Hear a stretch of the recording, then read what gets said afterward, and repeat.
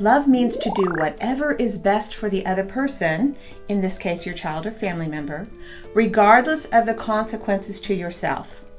That's what it really means to love someone. For those who are Christians, this is clear in the entire life of Christ, isn't it?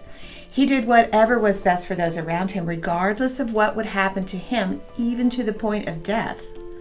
First, I'm going to talk about what to do about a grown family member who has been taken over by the transgender ideology or any other kind of sexual immorality.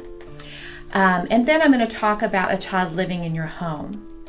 So if your family member is involved in something that is harmful to them, is the loving thing to do to support them in this destructive behavior?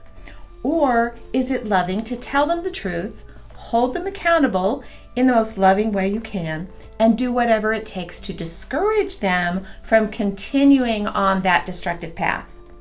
I would say the latter.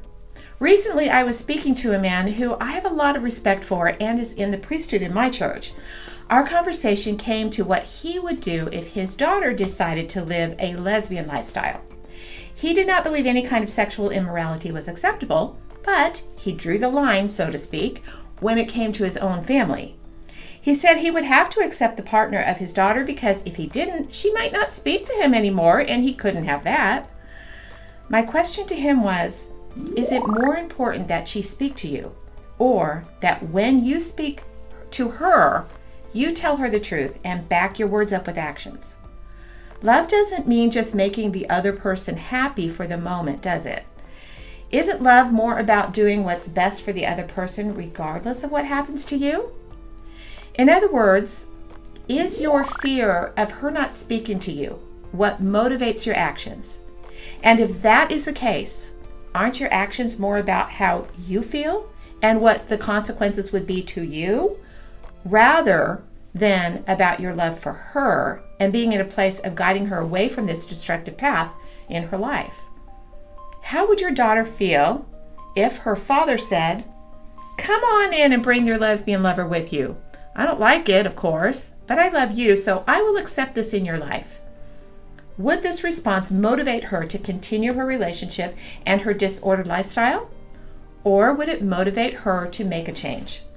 How would she feel if you instead said, "I love you so much, but when you are coming over to our house, you're not allowed to bring this other person with you because your relationship with her is destructive to you and to our family.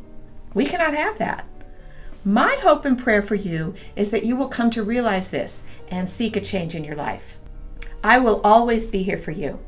You can call me anytime and talk, and I will help you, but I will not support this relationship.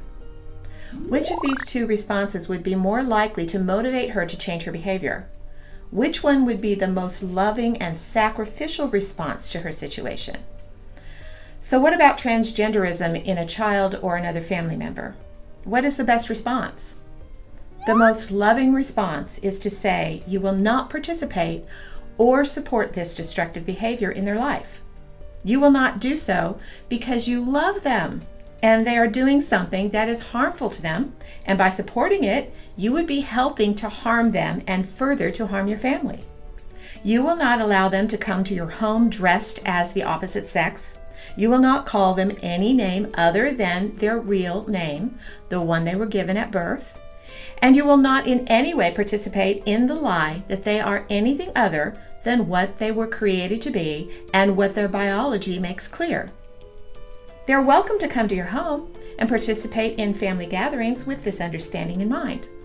Call you for advice or discussion, and they will always be loved by you and your family. But you will not be a part of them living a lie or doing destructive things to their body. This is how to really love your transgender family member, and it is the same for any kind of destructive behavior in which a family member may choose to indulge. Now about a child living in your home. The younger the child, the easier this will be, of course.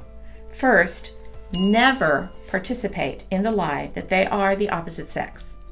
Some have said if a very young boy begins to play with girls' toys or likes shiny, glittery things, he's really a girl inside. No, he is a boy who sees some shiny things and is fascinated by them. That's all. This is completely normal and should not be seen as anything other than childish curiosity. If he has been influenced by some others in society, he may question whether he is a boy or a girl.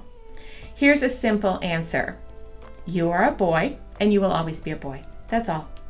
Done. Then move on and never allow him to be in a place where he will be influenced otherwise. This used to never be a problem because society had not lost its mind this far until recently. But now that it has, it is the job of a parent to protect their children from these destructive ideologies and influences. If your child is a little older but still living at home, do not participate in calling them by a different name, allow them to wear clothes of the opposite sex, or use pronouns that support this delusion. It may be necessary to restrict their access to the internet, social media, and even their phone. They need to be around people who will bring them back into reality and truth. As long as you pay for their phone, allow them to use your car to meet up with friends who will continue to push them in the wrong direction, support them in these lies, they will continue down that destructive path.